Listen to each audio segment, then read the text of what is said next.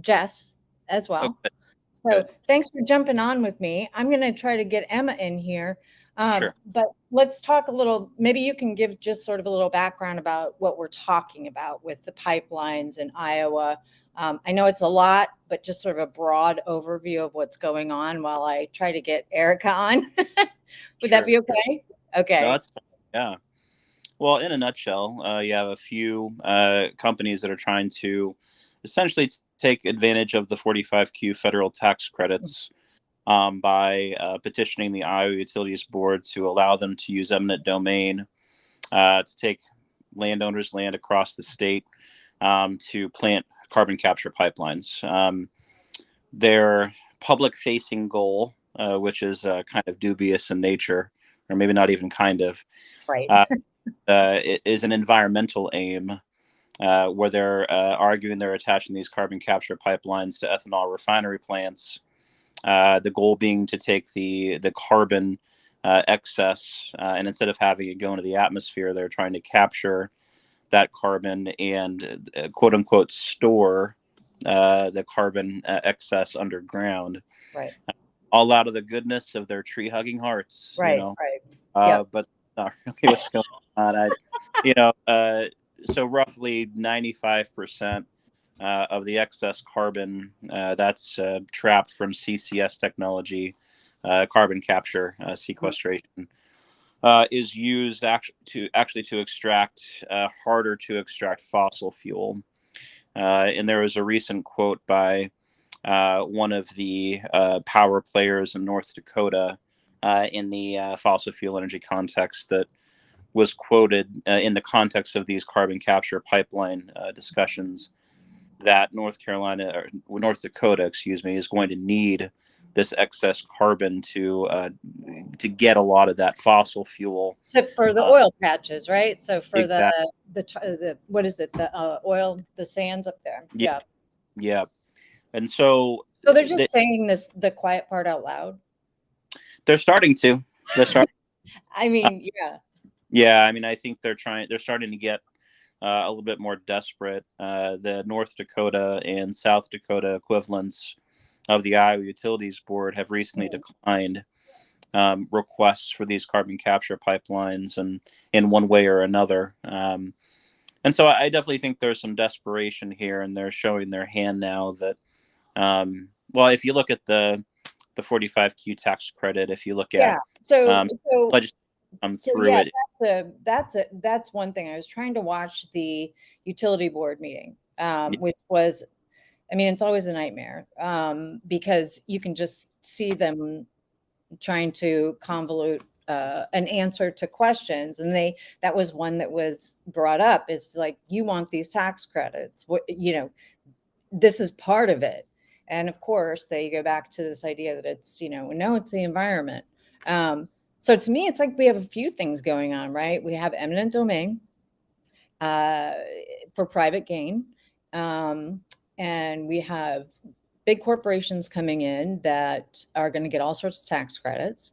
And we have, basically, I mean, I haven't heard since election time anybody, um, state, federal level, on the GOP side, who have really taken any questions about this. I know Chuck Grassley has to a degree, but what is it? I mean, are you hearing anything from these people? no. Well, the argument of Randy Feenstra and Chuck Grassley is that this is a state level issue, so they wipe their hands clean of it. And I argue every time, well, if it wasn't for the 45Q tax credits, we wouldn't be seeing this rush that we're seeing in Iowa to grab the land that's needed for these carbon capture pipelines.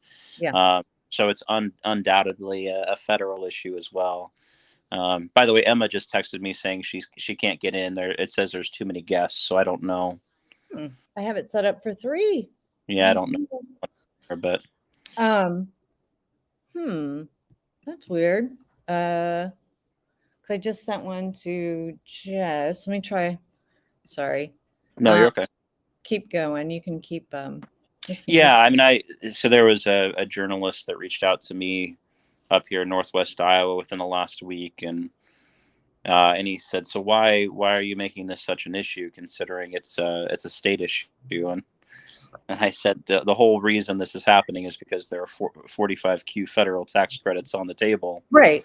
Right. and the folks from Summit and a number of these other carbon capture companies have gone on the record and very clearly said that it's these 45Q tax credits that are driving these projects. So Well, really, it's Feenstra and Grassley, they're wiping their hands clean of it because they know how unpopular it is. But so they're using this as an excuse. Well, it's a state level issue, but right. I would then ask Congressman Feenstra, well, if it's a state level issue and it shouldn't be your concern, why did you write an op-ed in support of these carbon capture pipelines late in 2021? Right. When I announced my last campaign, That's because you're running again. We didn't even start with yeah, that. yeah, I ran in 2022 for the 4th congressional district. I'm running a second time against Congressman Feenstra, and so he wrote his op-ed in support of these carbon capture pipelines in late 2021. In early 22, I filed and announced and ran very robustly against these carbon capture pipelines from the get-go. And he stopped talking about it once I started running on it, because he saw the sentiment in the district was really turning against him very quickly. Yeah. I mean, it seems like what would be, I mean, it's Iowa's 4th district seems to be the most, or the potentially the most heavily impacted, right? Yes, by the I initial would. phase. By the initial phase. Okay. Sorry, it just keeps saying that I have 3 seats and nobody can get in. I wonder if, and I don't know the app at all. I don't know if maybe since you sent an invite to both Emma and Jess, if it thinks there's, or I don't know, cancel one. I'm not sure. I don't know. Weird. I have no idea. Well, shoot. You have a hard stop though. I mean, I can hang around for a little bit longer. That's fine. Okay. So I do want to talk to let's see, Emma and Jen. So yeah, so can you talk a little bit about the different pipelines while I continue to work on my live issues? Yeah. Well, there are 3 companies that are petitioning the IUB as of right now, but there's no restriction. I mean, it wouldn't surprise me if more attempted it, but Summit, Navigator, and Wolf. Okay. The current IUB meeting that's being held in Fort Dodge is just to consider Summit's request. But yeah, I'm not exactly sure when the other 2 companies' meetings will be, and it seems like, per what I've read, that each of the 3 companies are at varying stages of the process. It seems like Summit may be the furthest ahead in their pursuit of the eminent domain approval. So, but from what we know from the Iowa Utilities Board, the meetings for Summit's request, which started 2 to 3 weeks ago, it may be another few weeks until they make a final decision. I know that there's another South Dakota hearing that I believe Summit's attorneys have to be at later this month, which might delay the Iowa proceeding. But so not exactly sure when the ETA will be on the IUB's decision in Summit's case. Well, and that's actually the first pipeline I came across was Summit, because they were having hearings in Montgomery County. And that was the first time I really realized that they, well, I mean, I've kind of always known they don't really care about eminent domain or any of those things, or private property owners. But at this Board of Supervisors meeting, the representative from Summit came right out and said, that the limit, it's the boards of supervisors certainly can try to pass local controls, but ultimately, he just straight up said, we're going to be able to do what we want. Right. And so there's this, and he's probably not wrong, unless, I don't even know what the utilities board can do at this point. Well, I know there are also some pending federal regulations surrounding these pipelines that haven't been submitted either. certainly is a lot of confusion as to who has jurisdiction. Mhm. So it came out this week. So Jessica Mazour Yeah. has been I'm trying tweeting. to get on. Yeah, he's been tweeting quite a bit about this. That a lot of the county boards of supervisors have been attempting to mandate a minimum amount of space between the pipeline and sensitive areas. Mhm. And one point of contention of many that has come up this week in the IUB hearing has been the concern that that Summit has the CO2 plume Yes. models, but that they're not willing to release them. At one point, they said they may consider releasing them if they get the approval, which obviously makes no sense. No. No. And of course, they know that. Right. But that it came out that Summit, when planning their initial pipeline route, did not take into consideration their plume disbursement models if there were a pipeline fracture. Right. And per the testimony that came out, and there are a number of households that are well within the danger zone for this pipeline, and that Summit appears to have set an arbitrary amount of distance between the pipeline and sensitive areas, and acknowledge that there are sensitive areas that Right. get risk. But they have not been willing to release that information. And it remains to be seen whether the IUB is going to require them to do so before they make their decision. Well, okay. I mean, I did watch some of the hearing, and it was contentious because I think that the, folks in there representing the counties are really pulling no punches. Honestly, that was good to see.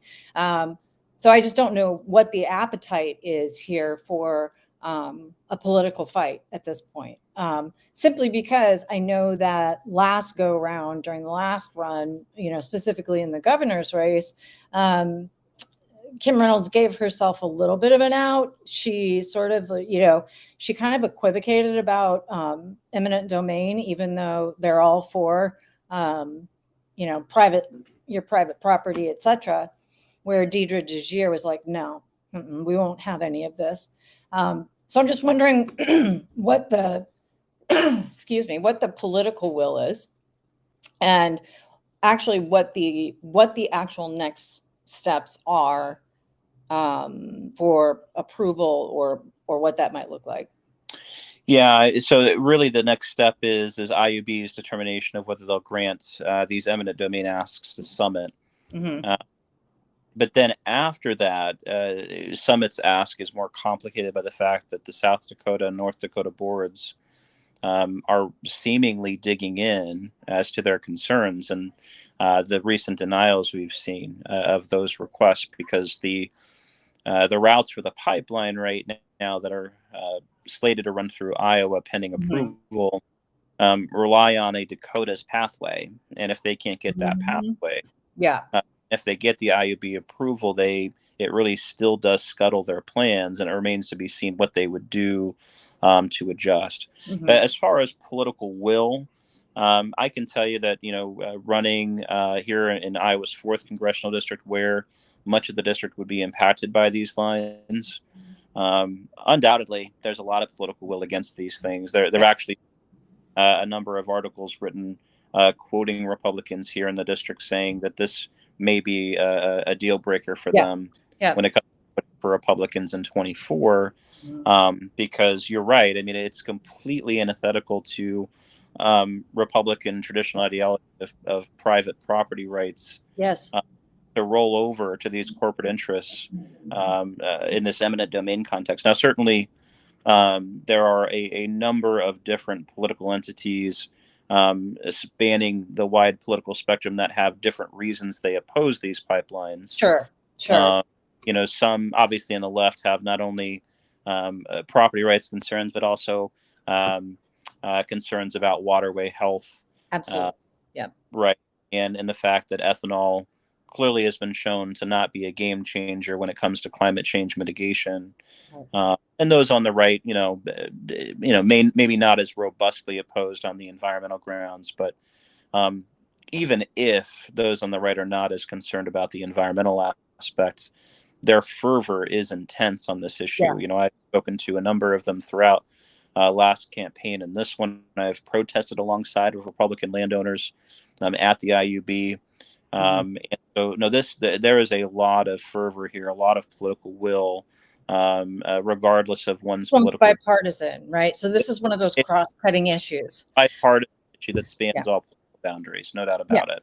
Yeah, and I think, that was one of the things I was talking to John Green the other day, and he and I talk an awful lot about how to bridge the rural-urban divide, because, I grew up in Iowa when farmers like my dad were still Democrats. Of course, I'm aging myself, but so there's this sort of breach, that has been, I think, foisted upon the people of Iowa, being fed this load of hogwash, if you will. But these things like pipelines and eminent domain do cross-cut, because they impact cities, they impact micropolises, they impact farmers. I do know that, Jess, on one of her tweets, was talking about, CAFO's got more consideration by Summit than people. And so, I think that it seems to me there's an opportunity there to speak across urban-rural lines.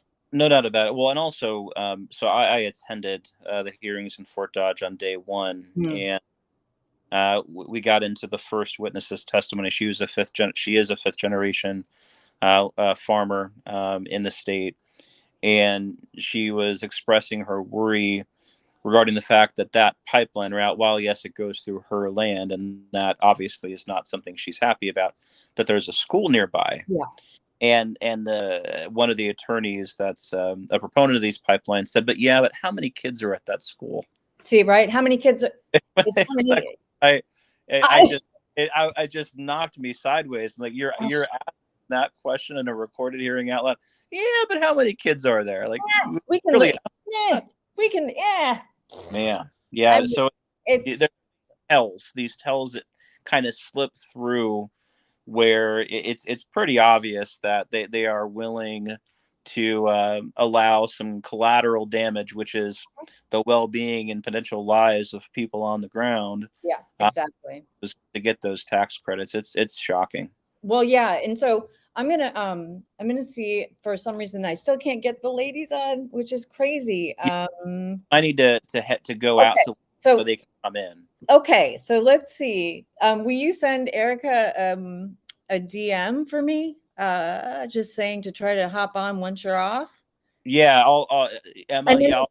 And we'll set up a time. You and I can set up a time down the road when we can actually talk a little bit more about this. I just saw stuff and I'm like, who's going to be my second guinea pig? And this is like the right thing to talk about. And I want to talk to you more anyway in the future. So I'll hop out and I'll reach out to Emma right now. Okay. All right. Good luck. Fingers crossed. Thank you. All right. Thanks, Jenny. Okay. Bye. Okay. So now everyone's just left with me. So let me see if we can. Let's see who else we can get to come on. So let's see. Let me try to copy this. Live streaming studio.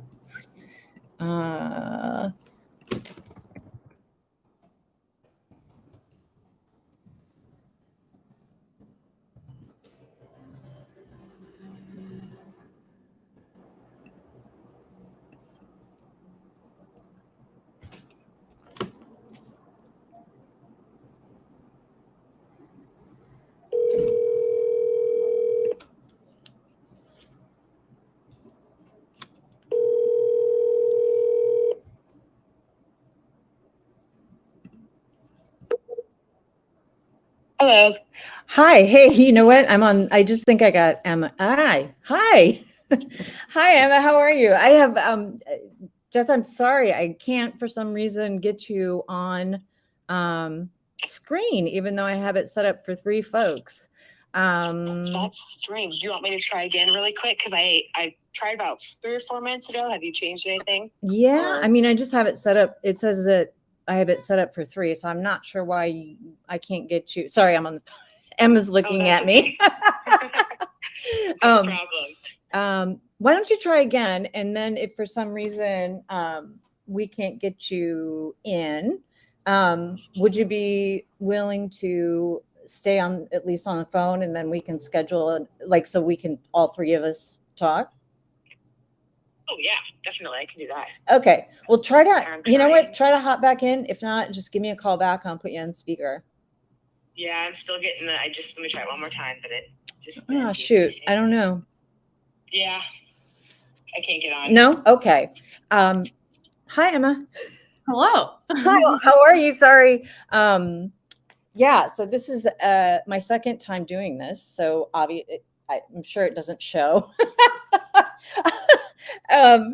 And so I thank you for just jumping on. I saw, I was seeing and watching some of the testimony, and I was just like, my hair just, again, I'm surprised I have any hair left. It's been on fire so much. So I thought, I'm asking for hazard pay because I'm going to have a stroke one of these days. Like, right, we're right. Right. So, Jess, if you want to introduce yourself, so Jess is on the phone, and we have Emma here on live. Can you all just introduce yourselves a little bit, and then we can move on? I had a good talk with Ryan, and maybe you all can catch me up on some of the other stuff that he wasn't able to help me with. Yeah. My name's Jess Mazour, and thanks for inviting us on to this today.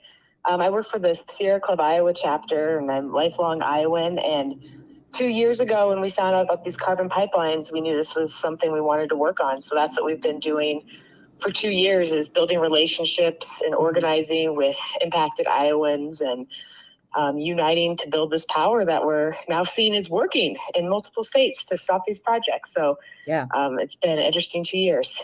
Yeah. And so Emma, can you hear her when she talks? Yeah. Okay, perfect. Okay, and I want to come back to you, Jess, and we will talk about some of the happenings in the Dakotas, maybe with regard to this in a minute. But Emma, why don't you introduce yourself? Sure. I am Emma Schmit, like Jess, a lifelong Iowan. Not as old as Jess, though, so I guess I have that going for me. And I work for Bold Alliance, and a lot of what we do is working not only in Iowa, but across the Midwest with these carbon pipelines, and as well as a little bit on the federal level and some of the other states that are seeing a lot of these proposals come through, California, Louisiana, that sort of thing. And yeah, it has been a long haul, but we are, on a winning streak right now. So we're hoping we can keep it up in Iowa. We'll see. Yeah. Yeah. Well, so let's talk about, so first of all, one of the things Ryan and I were talking about, and it's hard, I was introduced to this when it first started coming around, and there were first, county board meetings out in the western part of Iowa. And so I was in on a lot of those, listening to how these pipelines were trying to manipulate what it was that they were, how they were actually going to work, the fact that, frankly, they don't care about seizing people's land. So I'm trying to understand, how many pipelines do we have going on in Iowa right now that are on the offing? I know Summit obviously looks like the first one up, but it seems like is it North Star, or is that a hockey team? So there's Summit, and they were the first to kind of announce. Yep. Wolf and Archer Daniels Midland, they have a proposal for Eastern Iowa, and then we have Navigator, that kind of Navigator. That's what it is. Okay. But Summit's the first one sort of teeing up. Do I understand that correctly? Yep. Okay. And so we'll get to the other two. Well, if we're up next year, but we'll see. Yeah. So just what are the recent developments with the other states? Because I know Ryan was mentioning there was, some good news coming out of Dakotas. Yeah, so just in the past month or so, we've had 3 big victories. The North Dakota Public Service Commission, or PSC, unanimously voted no on Summit's application for a pipeline, which was huge, a huge setback for Summit.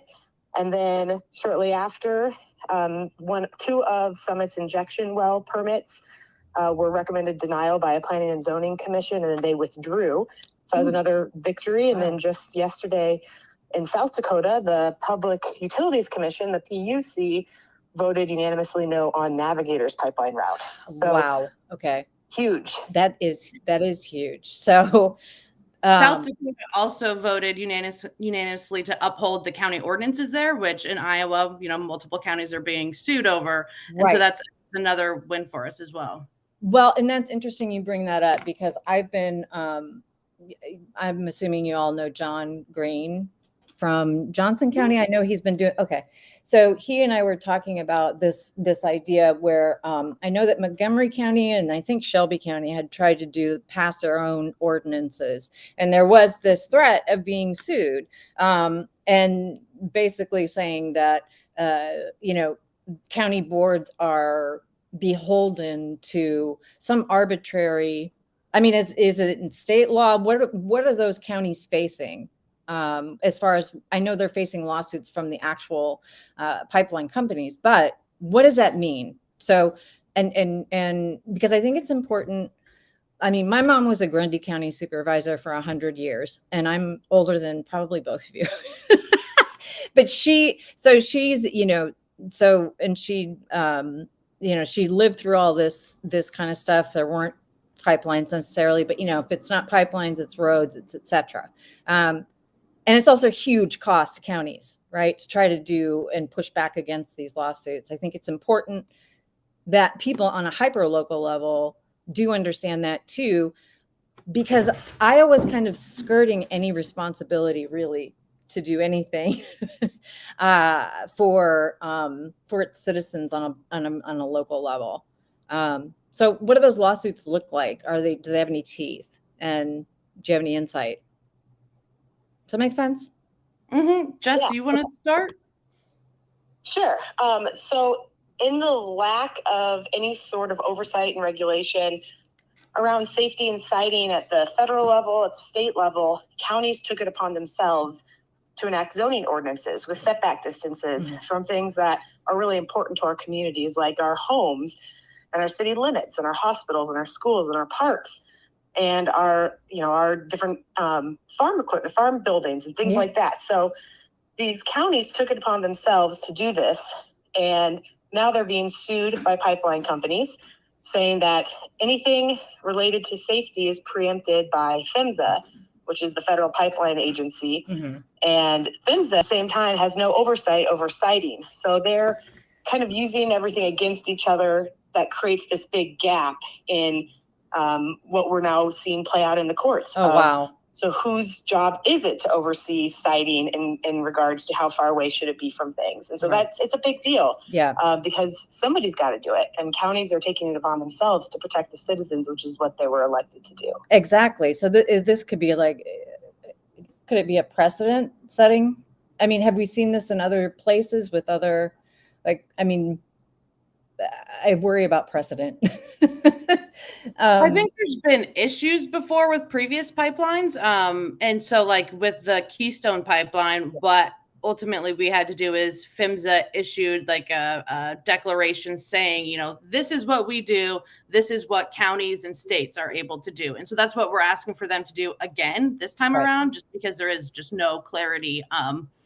At least, once you start getting the pipelines in, we think we know what the law is, but they'll argue in. Right. And we still need PHMSA to do that. So if anyone's listening, contact PHMSA and tell them we need that guidance letter. We've been asking pretty regularly for a few months now. So and do they fall under the DOE? Department of Energy? Department of Transportation. Oh, really? That's fascinating. Yes. Oh, Pete. Okay. We do have a petition to Secretary Pete as well. So go ahead and go to Bold Alliance website and sign it. Yeah. And I will, after this is live is over, it'll stay up and I'll, make sure that we have links and things in the notes of places to contact. And I think, I think too, one of the things that Ryan and I were talking about is the lack of accountability from a federal level from Iowa's representatives. Chuck Grassley dabbled his foot into it because he likes to think of himself as, a small farmer. Navigator could potentially, skirt his land, but right now it doesn't look like it's quite going to hit Butler.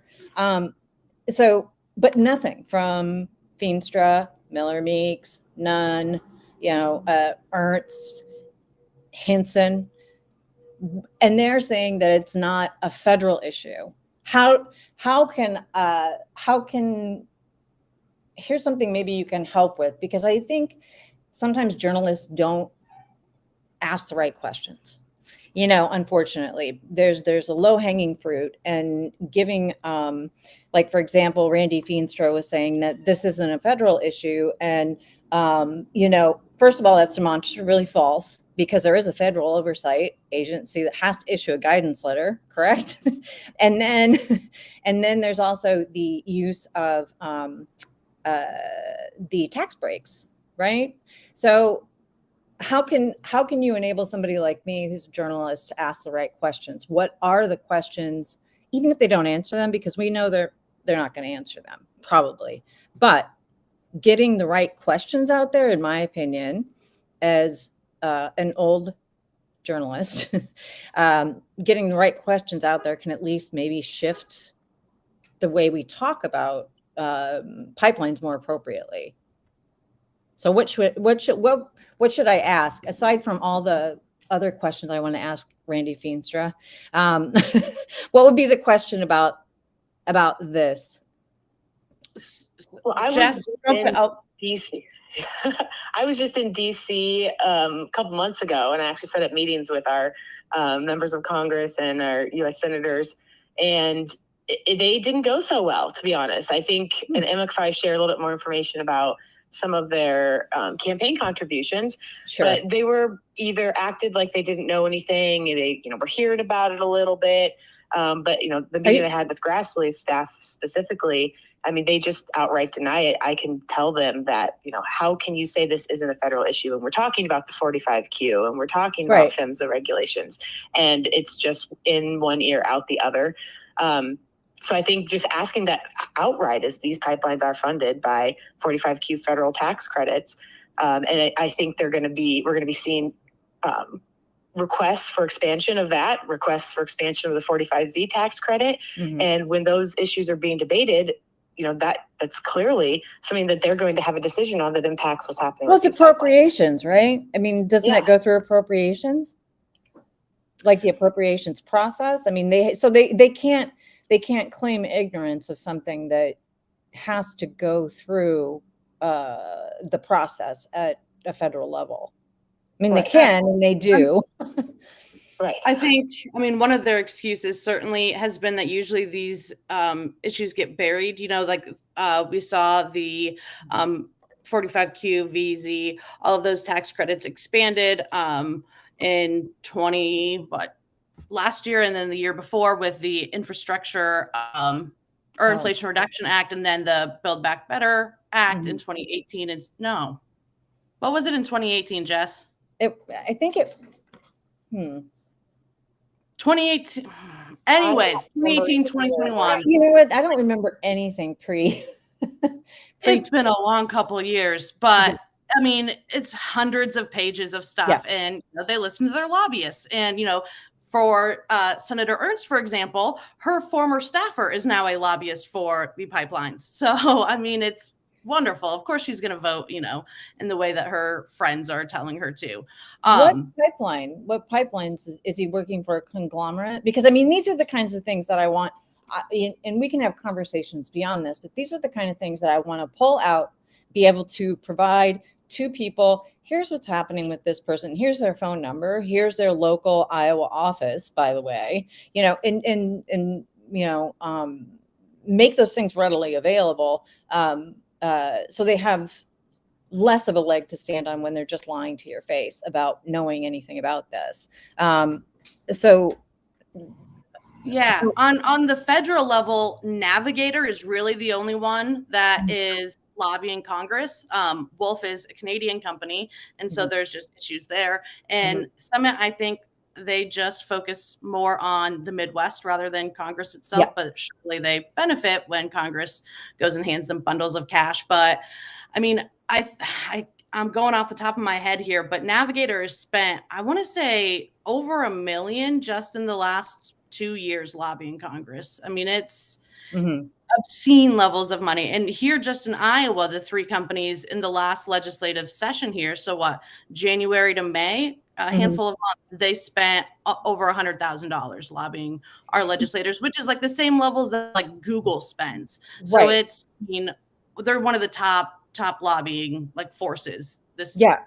And one of the things that was just released in one of the open records requests that Domino Law Group filed was Rastetter holding a fundraiser for Grassley and inviting Reynolds to be one of the speakers. So wait a minute, when is this? I think it already happened. Damn. Well, okay, so that. Yeah, that sounds right. You know, I mean, Rastetter and Reynolds from those open records requests, they meet like at least quarterly, at least, and it's.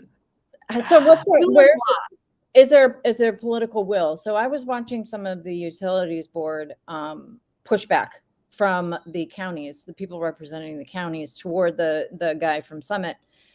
I mean, what kind of pressure is the Iowa Utilities Board facing?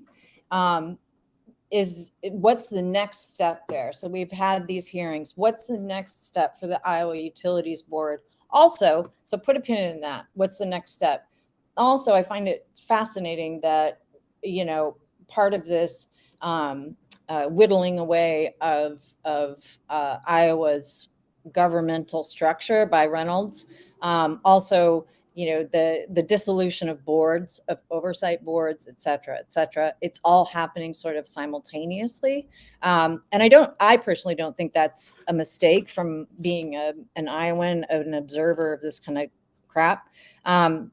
So anyway, that's just something I wanted to bring up too. It's like, you know, this is in the midst of all of this sort of combining, oversight boards into out of existence, essentially. So back to what are the next steps for the Iowa Utilities Board? Do you think? I mean, I don't know what the timeline is. I was keeping track for a while. That's a good question. Okay. So that's the problem. We don't know. We have no idea. So I mean, we know these. Oh, yeah. We know that these hearings are going to continue likely through October at this point at the rate they're going. So it's going to be a while. And then the lawyers will will file their post-hearing briefs, all that good stuff. And then the IUB will make a decision. I don't think there's actually a timeline on when they have to make that decision, but Summit really wants to have it finalized before the end of the year. So, I mean, we could have an approval or hopefully a denial by December.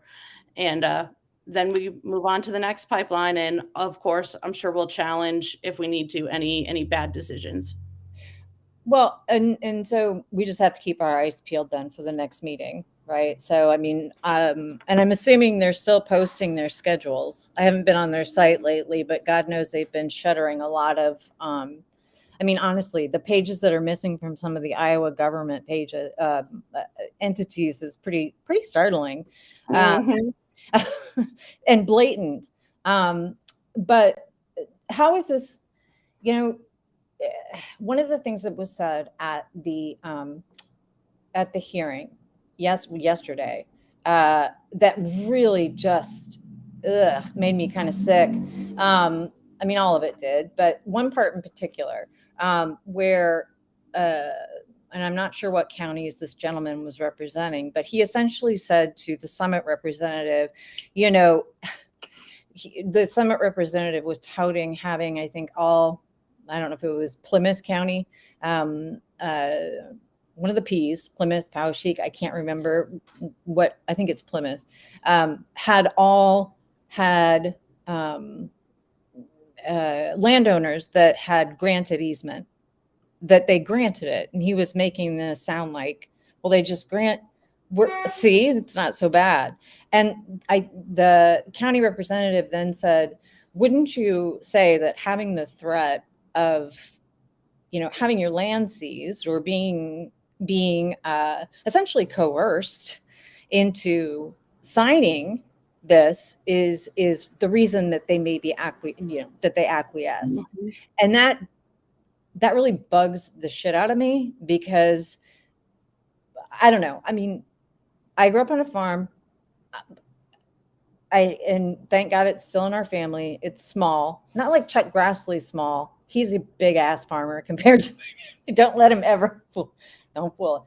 So that I'm just wondering what that pressure must be like. And I have read some stories. I haven't read some for a while, but early on in the process, there were some good Des Moines Register articles. They've been few and far between. But what are people saying when you go talk to them? This has got to be like, if you're in that pipeline's crosshairs. I mean, one of the things that we've heard from a couple different landowners is that, the pipeline company likes to talk about how this is all about negotiations. They've been negotiating with landowners, and the response is it's not a negotiation, it's extortion is what they're doing. I mean, they are bullying people into compliance, essentially, in a lot of cases. I mean, I'm sure there are a small handful of folks out there, but even at today's hearing, they were talking about moving the valves around onto different landowners' land potentially, and the summit representative kept saying, some folks really want that, and it's like, what are you talking about? Who would want a pipeline valve on their land? Nobody wants that. They might put up with it. They might be willing to have one, in return for a certain amount of cash, but nobody wants this going through their land. No, because I can guarantee the minute that it breaks somebody's tile or it ruptures, I mean, we haven't even talked about the rupturing, under a sketchily maintained county road or whatever the case may be. The potential for danger and harm is enormous. With Mississippi and the fracture in the pipeline down there, it just seems like there's so many things to talk about when it comes to this capitalism run riot, and just sort of destruction of lives, potentially, and even the stress of dealing with. I can't imagine having a pipeline guy roll up, every week or two or whatever it is to hassle me at my farm or at my school or at my church or wherever at your nursing home. I mean, they really target elderly people. I'm sure Jess can share some of the stories that she's heard, and it's awful. In schools, that's one thing Ryan had mentioned, and the thing is that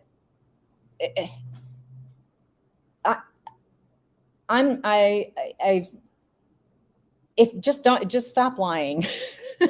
I think it's like the incessant lying is just tedious and exhausting, and I think that just from Ryan was saying during the Fort Dodge hearing that somebody had mentioned, well, this runs right near the school, and the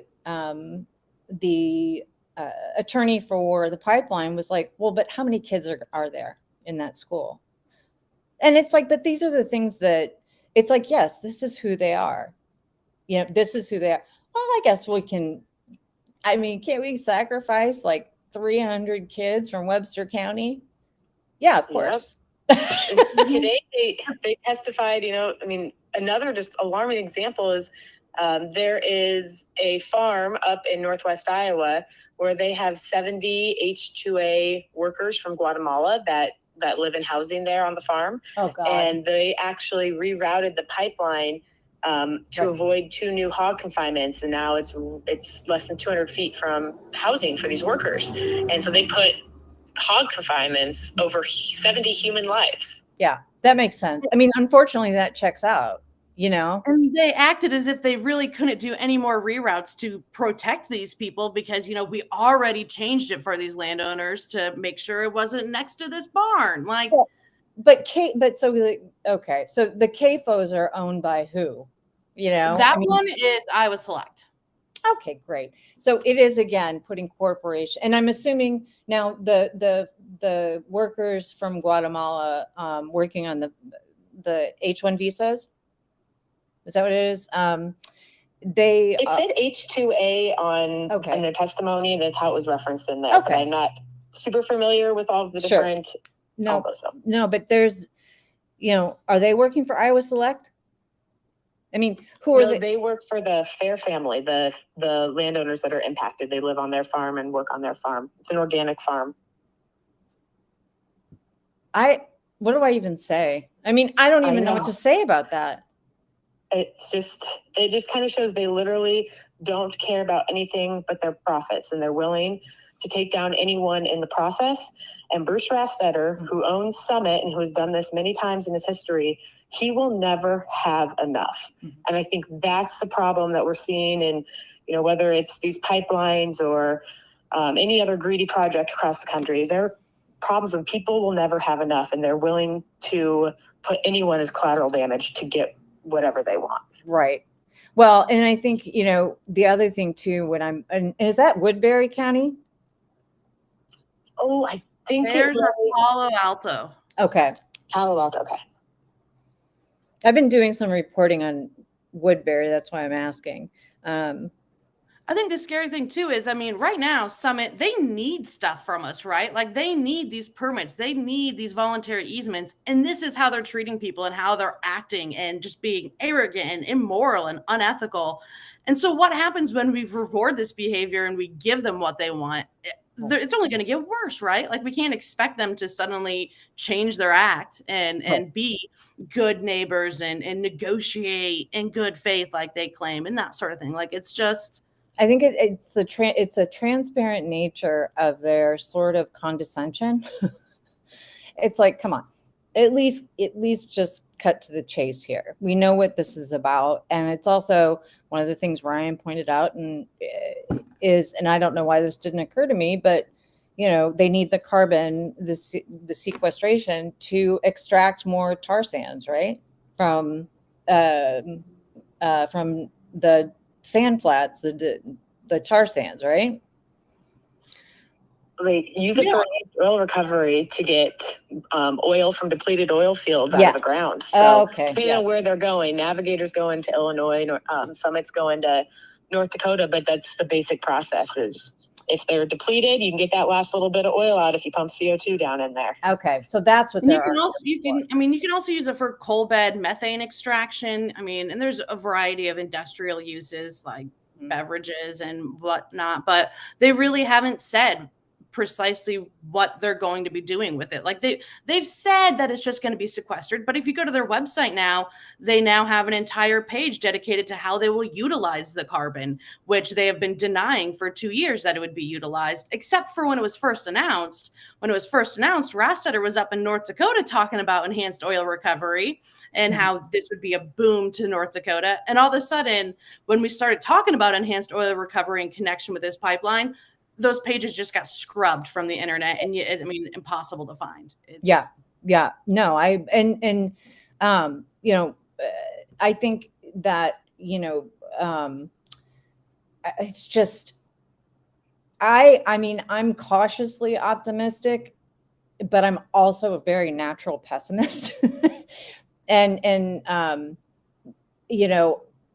I'm wondering how this is going to, I hate to think of things in political election cycles. I hate it because what we need to be talking about, in my opinion, is policy. And this is policy, right? So this is policy. This is health and well-being of actual Iowans, actual human beings.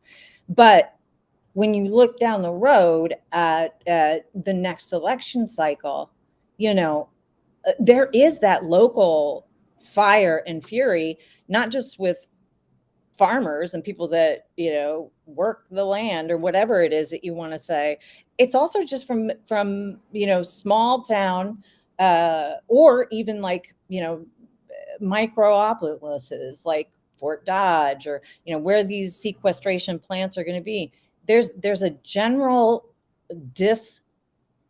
distaste for this project for different reasons, but it seems cross-cutting. So it seems to cut across sort of rural urban divide, but also this idea of the farmer versus the city folk.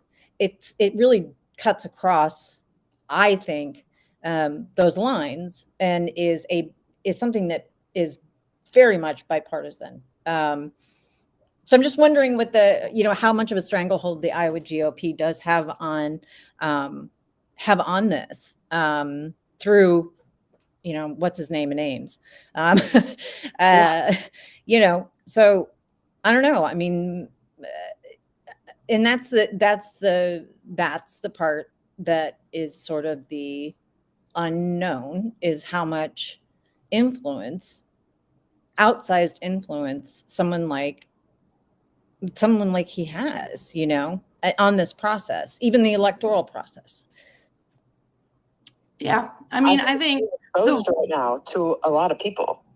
There are a lot of people who have been very loyal to the Republican Party for their entire lives and are now seeing that from the top down, there's clearly corruption and political pressure happening.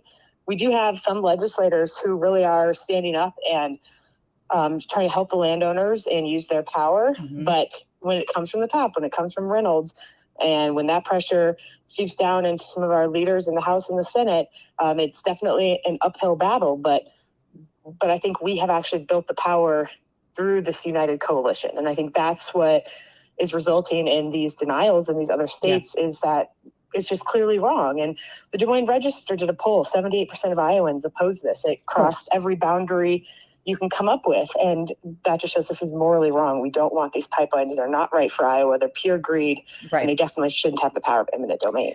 Well, absolutely. I mean, absolutely. And, eminent domain has its own checkered history with racial and socioeconomic lines. But for private gain is even grosser. I don't know if there's a way to I think that's what this boils down to for a lot of people, right? Like, this is a problem of corporate greed and corporate power. Like, it's not just the pipelines, it's what they stand for. And what they stand for is this massive overtaking of corporations being treated, put on a silver platter, whereas the rest of us are, hardly able to afford to get groceries. Right. Right. And one of the things too, and I don't know, and I haven't heard that much about this, but are they touting job creation? Yes. Okay. They have kind of three main arguments, right? There's the job creation, not only through the construction, but because they're going to be keeping ethanol alive, which, based on the profits that the ethanol industry has been touting for the past several years, I didn't know that was a problem. And then they've got they also claim that this is really going to help rural Iowans because of the ethanol industry. And as a rural Iowan, I cannot tell you that ethanol has really just helped my community, because I thought we were still struggling. But all right, if they say so. So you've got the jobs, you've got the environmental angle. They're taking the carbon, and they're going to stop climate change because, these industries that have been the creators of the climate crisis suddenly are going to be the ones to save us, right? Like, absolutely. Right. Makes sense. And then the third one, Jess, what is the third one? Yeah, job creation. You've got ethanol.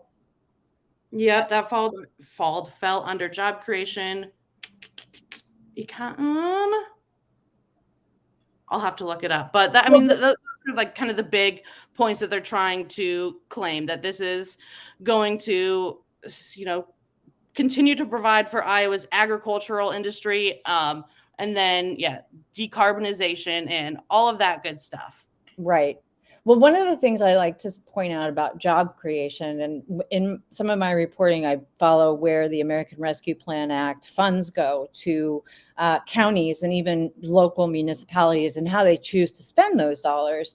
And so I track some of that, and there's a few a few prisons that are being built in Iowa with these funds, which is dubious at best, but it's always job creation, right? It's job creation. But, you all know this, is that Governor Reynolds enforces the lowest bid, no matter who, contracting, for major contracts, meaning out of state contractors. and when when I did some reporting on a prison project in northwest Iowa, the big money went to out of state contractors. There was some piecemeal here and there for like the local labor unions, but nothing like what they're trying to suggest, and certainly not to the tertiary or the secondary or tertiary level of a rural community's economic system. So people forget that, like, mostly big contractors come from out of state, like the big ones. Yeah. How many Iowans do you know that know how to build a carbon pipeline? Right. And so that's my thing too. It's like this job creation is nonsense, because it's, maybe short term, there'll be a few, but it's not the lion's share. And it's set up that way because of a policy of this lowest bid nonsense, that is just beyond the pale. Well, and that's one of the interesting things we saw in testimony yesterday was Jim Paroli from Summit testified, talking about how because Summit is an Ames-based company, that more of their profits are going to go back to Iowa's economy. And he was asked, why is that? Can you give us like how much? And of course not, because that's not real, what does right? that even mean? Right. I did look up to, it was Paroli that had pointed out their three main arguments, and it's ethanol and agriculture industry, supporting them, and then it's the jobs and other economic benefits. So they're kind of the same thing. And then it's the environmental angle. So those are the 3 points that they're trying to make for why this is a public necessity and public use, which is all highly debatable. Yeah, there's absolutely nothing to I've seen nothing to support that. No facts to support that. There's nothing that they can show that says that that's actually a fact. You can make an argument for a well-placed road, for public use, but that's just bizarre.